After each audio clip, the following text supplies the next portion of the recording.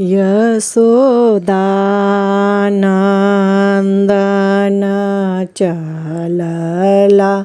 विवाहन चक्र सुदर्शन हाथय पाछु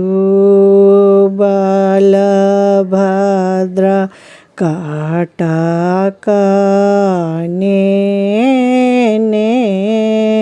सेन संगय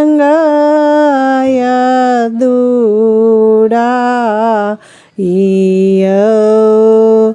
राजा रुकुमी के रुकुमिनी कुमारी बर चाहि कृष्ण कुमार थर शिशुपाल विवाठानु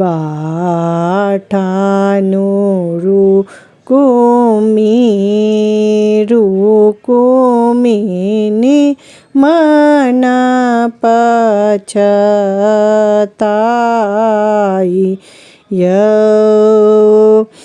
पंडित विप्रसख बड़ी जनाओल चली भेल कृष्ण कुमार बर शिशुपाल मनहि क्षुबुद्धि भेल रुकुमी ठानल लड़ाई रथ के धूरी में रुकुमी के बान्हल कृष्ण पहुँचल द्वारिका धाम द्वारिका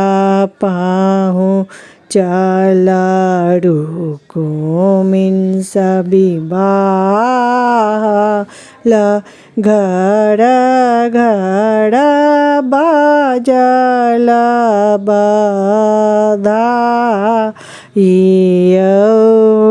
भेल विवाह कृष्ण चलू को बर रुकुमिनी लिया अंगूरी लगाई यशोदानंदन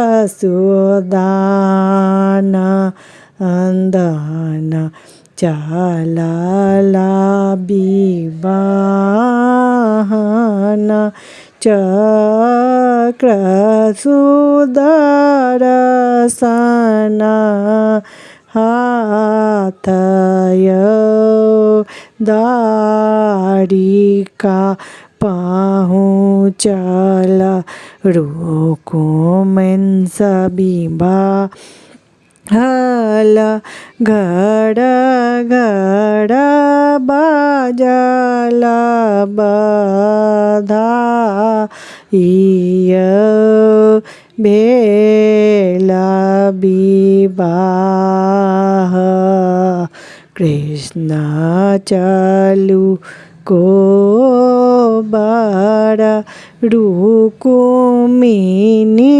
लिया अंगूरी